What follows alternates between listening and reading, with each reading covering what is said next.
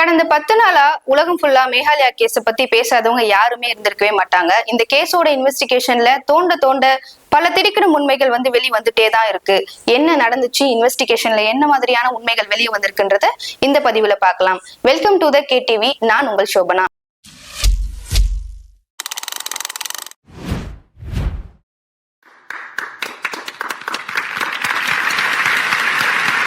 நாடு முழுவதும் எல்லாராலையும் பேசப்பட்ட இந்த ஹனிமூன் கேஸ் தோண்ட தோண்ட நிறைய உண்மைகள் வெளிக்கொண்டு வந்துட்டே தான் இருக்கு. இந்த நிலையில இன்வெஸ்டிகேஷன் போயிட்டே தான் இருக்கு. யார் இன்வெஸ்டிகேட் பண்ணிருக்காங்கன்னா சோனம் இன்வெஸ்டிகேட் பண்ணிருக்காங்க. இந்த இன்வெஸ்டிகேஷன்ல சோனம் சொல்லியிருக்க உண்மையெல்லாம் கேட்கும் போது ஒரு பொண்ணால, ஒரு 25 வயசு பொண்ணால இப்படிலாம் கூட யோசிக்க முடியுமா, இந்த அளவுக்கு கூட ஒரு கொலை பண்றதுக்கு ஒரு மைண்ட் இவளுக்கு இவ்வளவு போகுமா அப்படின்றது நம்மள ஆச்சரியத்துக்குள்ளாக்குது. ஜூன் 11ஆம் தேதி ராஜா ரகுவன்சிக்கும் சோனம்க்கும் திருமணம் ஆகுது. ஜூன் 21ஆம் தேதி அவங்க மேகாலயா ட்ரிப்புக்கு கிளம்புறாங்க. அப்ப அந்த பாலாஜி கெஸ்ட் ஹவுஸ்ல இவங்க போய் தங்குறாங்க. அங்க இருந்து 23ஆம் தேதி ட்ரக்கிங்க்கு போறாங்க. ட்ரக்கிங்க்கு போன இடத்துலதான் ராஜா ரகுவன்சி கொல்லப்பட்டு அவருடைய உடல் ஜூன் 2ஆம் தேதி கிடைக்குது. சோனம் தப்பிக்கப்பட்டு உத்தரப்பிரதேஷ்ல போயிட்டு அவங்க ஒளிஞ்சுக்கிறாங்க. அதுக்கப்புறம் அவங்களா போய் சரண்டர் ஆவாங்க. இந்த மாதிரி இந்த கேஸ்ல என்ன ஆச்சு அப்படின்றத நம்ம போன வீடியோல பார்த்தோம். இந்த வீடியோல வெறும் இன்வெஸ்டிகேஷன்ல என்னென்னலாம் பிளான் பண்ணாங்க, எப்படி போலீஸ் இத கண்டுபிடிச்சிருக்காங்க, போலீஸால இவ்வளவு நாள் ஆயிருக்கு இந்த கேஸ்ல இருக்க உண்மையை கொண்டு வர. அப்ப அவ எவ்வளவு அவளுடைய மைண்டை யூஸ் பண்ணிருக்கா, சோசியல் மீடியாவை எந்த அளவுக்கு அவ யூஸ் பண்ணிருக்கா அப்படின்றத பார்க்கலாம். இந்த ஜெனரேஷன் யங்ஸ்டர்ஸ் சோசியல் மீடியாவையும் இன்டர்நெட்டையும் எந்த அளவுக்கு யூஸ் பண்ணிருக்காங்க தப்பான விஷயத்துக்கு அப்படின்றது சோனமோட கேஸ் பெரிய எடுத்துக்காட்டாவே இருக்கு. இவளுடைய சர்ச் ஹிஸ்டரியை பார்க்கும்போது தான் தெரியுது இவ இந்த அளவுக்குலாம் சர்ச் பண்ணிருக்காரு சொல்லிட்டு. கூகுள்ல சர்ச் பண்ணா எங்க மாட்டிக்க போறோமோ அப்படின்ற ஒரு பயத்தினால DuckDuckGo அதுல அவ சர்ச் பண்ணிருக்கா. ஆனா சோனமுக்கு தெரியல போலீஸால அழிக்கப்பட்ட உண்மைகளா இருந்தா கூட எடுக்க முடியும் அப்படின்னு சொல்லிட்டு. இவ என்னெல்லாம் சர்ச் பண்ணிருக்கானா, மேகாலயால ரொம்ப உயரமான மலை எது அப்படின்றதாகவும், அந்த மலையில இருந்து கீழே எவ்வளவு ஆழம் இருக்கு அப்படின்றதாகவும், மேல இருந்து கீழே குதிச்சா எவ்வளவு நேரம் ஆகும் கீழே போய் விழுறதுக்கு அந்த பாடி அப்படின்னு சொல்லிட்டு இந்த கொலைக்கு சம்பந்தமான எல்லா சர்ச்சும் அந்த DuckDuckGoல இவ சர்ச் பண்ணிருக்கா. அது மட்டும் இல்லாம வீட்டுல எப்படி கோல்ட உருக்கலாம் அப்படின்னு சொல்லிட்டு இவ சர்ச் பண்ணிருக்கா. எதுக்காக வீட்டுல அவ கோல்ட உருக்கணும் அப்படின்னு சர்ச் பண்ணிருக்கானா, அவ என்ன சொல்லியிருக்கானா, இவளுடைய பிளான் என்னன்னா இதை ஃபோர்ஜரி பண்ணி இவங்க 2 பேரையும் அந்த 3 பேர் தாக்கி அவங்க கிட்ட இருக்க நகையெல்லாம் எடுத்துட்டு போறாங்க. இதுதான் அவளுடைய பிளானே. சோ இந்த பிளான் எக்ஸிக்யூட் பண்ணிட்டானா, இது சக்சஸ்ஃபுல்லா ஆயிடுச்சுன்னா எல்லாருடைய நகையும் சோனம் கையில தான் வரும். இந்த நகையை நம்ம என்ன பண்ணலாம், சேட்டு கடையில வித்தாவோ அது கண்டிப்பா மாட்டிப்பா. சோ வீட்லயே அதை உருக்கி கோல்டு பிஸ்கெட்டா ஆக்கி அதுக்கப்புறம் நம்ம வித்துடலாம். இந்த அளவுக்கு சோனம் யோசிச்சிருக்கா. இந்த கொலை பண்றதுக்கு அட்வான்ஸா 1.75 lakhs தன்னுடைய காதலனுக்கு இவ டிரான்ஸ்பர் பண்ணிருக்கா. அது எப்படி பண்ணிருக்கானா, அவனுடைய அக்கௌண்ட்டுக்கு அனுப்பிச்சா ஏதாச்சும் இந்த கேஸ்ல ஏதாச்சும் டவுட் வந்துச்சுன்னா அவனை மாட்டிக்க கூடாது அவன் அப்படின்றதுக்காக தன்னுடைய அம்மாவுடைய ATM கார்டை அவன் காதலன் கிட்ட கொடுத்து இவ இந்த காசை அனுப்பிச்சிருக்கா. எப்படின்னா இன்வெஸ்டிகேஷன்ல இந்த கேஸ் சப்போஸ் மாட்டினா அம்மாக்கு தான் இவ காசு அனுப்பிச்சிருக்கா அப்படின்னு சொல்லிட்டு போலீஸ் நினைச்சுப்பாங்க. அதனால தன்னுடைய அம்மாவுடைய கார்டே கொடுத்து அந்த கார்டுல இவ காசும் அனுப்பிச்சிருக்கா. இன்வெஸ்டிகேஷன்ல சோனமோட 1 month காலேஜ் ஹிஸ்டரி எடுத்து பார்க்கும் போது தான் தெரியுது சோனமுக்கும் அவனுடைய காதலனுக்கும் ராஜ் குஷ்வாஹா அவனுக்கும் 234 கால்ஸ் போயிருக்கு. இந்த 234 கால்ஸ்லயும் அவ அவனுடைய நேம் என்னன்னு சேவ் பண்ணி வச்சிருக்கானா, சஞ்சய் வர்மா அப்படின்னு அவனுடைய நேம் சேவ் பண்ணி வச்சிருக்கா. சஞ்சய் வர்மான்னு ஒரு நபரே கிடையாது, அப்படின்னு ஒரு ஆளே அங்க கிடையவே கிடையாது. சோ எப்படியும் தன்னுடைய காதலன் இந்த பிரச்சனையில மாட்டிக்கவே கூடாது அப்படின்றதுல அவ உறுதியா இருந்திருக்கா. விசாரணையில சோனம் நான் எப்படி கொலை பண்ணேன் அப்படின்றத அவ ஒத்துக்கிட்டா. அவ என்ன சொல்லியிருக்கானா, இந்த மாதிரி நாங்க மலை மேல போனோம், நடந்து போயிட்டே இருந்தோம்.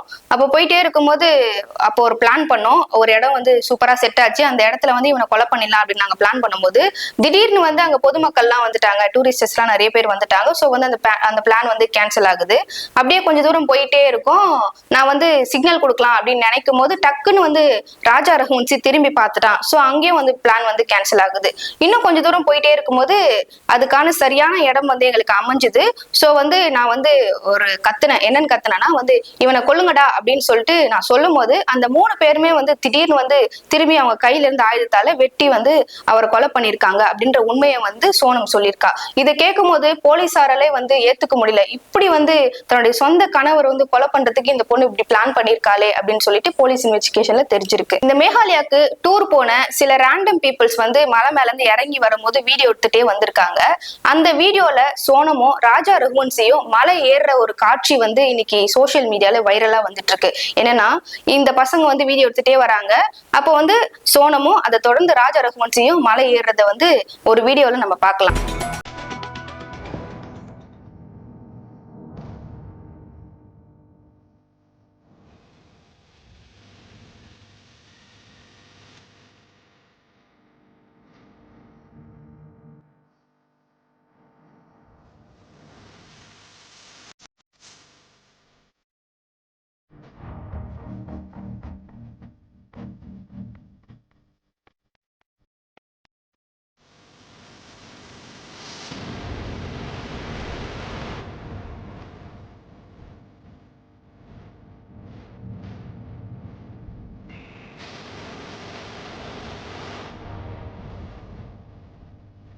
இவ்வளவு பெரிய மாஸ்டர் பிளான் வந்து சோனம் வந்து ராஜா ரகுவன்சியை கொலை பண்றதுக்கு போட்டிருக்கா. ராஜா ரகுவன்சியோட அப்பா என்ன சொல்றாருன்னா, திருமணமாகி அந்த 2-3 டேஸ்ல வந்து சோனம் வந்து ஒரு கயிறு எடுத்துட்டு வந்து ராஜா ரகுவன்சி கையில வந்து கட்டி விடுறா. இந்த கயிறு என்ன, இந்த மாதிரி ஒரு கயிறை நாங்க பார்த்தது இல்லையா அப்படின்னு சொல்லிட்டு ராஜா ரகுவன்சி ஃபேமிலியில சொல்லும் போது, இல்ல இது வந்து மந்திரிச்ச ஒரு தாயத்து கயிறு, இந்த கயிறை கட்டினா வந்து இவருக்கு ஆயுசு கெட்டியா இருக்கும், வந்து லைஃப் நல்லா போகும் அப்படின்ற மாதிரி ஒரு மூட நம்பிக்கை அங்கேயும் வந்து அவ திணிச்சிருக்கா. அவங்க அப்பாவுக்கு வந்து ஒரு டவுட் வந்திருக்கு, இந்த மாதிரி கயிறை வந்து எந்த கோவில்களையும் நாங்க பார்த்ததே இல்லையே அப்படின்னு சொல்லிட்டு அவர் நினைச்சிருக்காரு. இது கண்டிப்பா ஒரு பிளாக் மேஜிக் சம்பந்தப்பட்ட ஒரு கயிறா தான் தெரிஞ்சிருக்கு.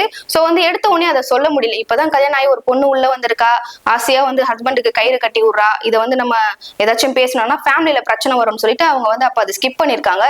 இப்பதான் தெரியுது விசாரணையில கண்டிப்பா வந்து அது ஒரு பிளாக் மேஜிக் செய்யப்பட்ட ஒரு கயிறு. சோனம் வந்து முன்னதாகவே வந்து இந்த பில்லி சூனியம் வச்சு எப்படியாச்சும் வந்து இவனை வந்து க்ளோஸ் பண்ணிடணும் அப்படின்னு சொல்லிட்டு முதல்ல ஒரு ட்ரையும் பண்ணிருக்கா. சோனம் விசாரணையில இன்னும் என்ன சொல்லியிருக்கானா, 20 லட்சம் மதிப்புள்ள அந்த நகைகள் எல்லாம் வந்து எங்க இருக்குன்னு எனக்கு தெரியும், அதாவது ராஜா ரகுவன்சி போட்டுட்டு இருந்த அந்த நகையும் என்னோட நகையும் வந்து நான் சேஃபா தான் வச்சிருக்கேன் அப்படின்னு சொல்லியிருக்கா. இன்னும் அந்த நகையெல்லாம் வந்து இன்னும் ரெக்கவர் பண்ணல. அந்த கொலை நடக்கிறதுக்கு முந்தைய நாள் 22ஆம் தேதி வந்து ராஜா ரகுவன்சி பக்கத்துலதான் படுத்து தூங்கி இருந்திருக்காரு. அந்த சமயத்துலதான் தன்னுடைய காதலனோட வந்து சோனம் வந்து சாட் பண்ணிருக்காங்க, எப்படி நாளைக்கு வந்து இந்த கொலையை பண்ணலாம், எப்படி எக்ஸிக்யூட் பண்ணலாம் அப்படின்னு சொல்லிட்டு. அதாவது தாலி கட்டின அந்த சொந்த புருஷன் பக்கத்துல படுத்து தூங்கிட்டு இருக்கும் போதே அவரை எப்படி கொலை பண்ணலாம் அப்படின்னு சொல்லிட்டு ஒரு மனைவி வந்து யோசிச்சிருக்கிறது வந்து நம்ம எல்லாரையும் அதிர்ச்சிக்குள்ளாக்கி இருக்கு. இந்த சோனம் ரெண்டாவதா இன்னொரு பிளானும் போட்டிருக்கா. சப்போஸ் இந்த ஹனிமூன் பிளான்ல வந்து ராஜா ரகுவன்சியை கொலை செய்ய முடியலன்னா, அவன் செத்து போலன்னா ஒரு பெண்ணோட உடம்ப வந்து ரெடி பண்ண சொல்லியிருக்கா அந்த கூலிப்படை கிட்ட.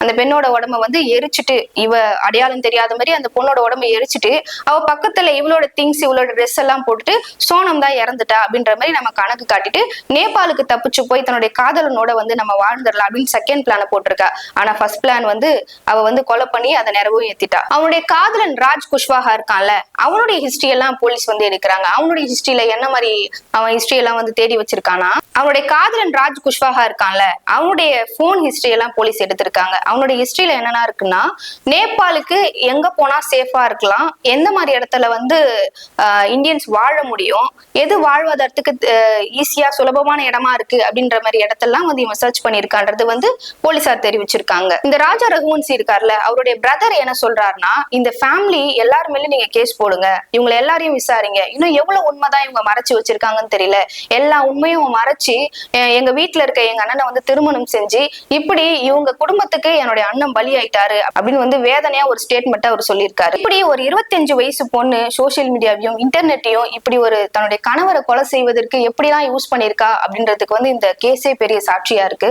இன்னும் வந்து இந்த கேஸ்ல இன்வெஸ்டிகேஷன் போயிட்டு தான் இருக்கு. இன்னும் பல உண்மைகள் வெளிவரும் அப்படின்றத நம்ம எதிர்பார்க்கிறோம். இந்த உண்மைகள் வெளிவர அதை வந்து நாங்க உங்ககிட்ட பகிர்ந்திருக்கிறோம். அது வரைக்கும் உங்களிடமிருந்து விடைபெறுவது நான் உங்கள் சோபனா. நன்றி, வணக்கம்.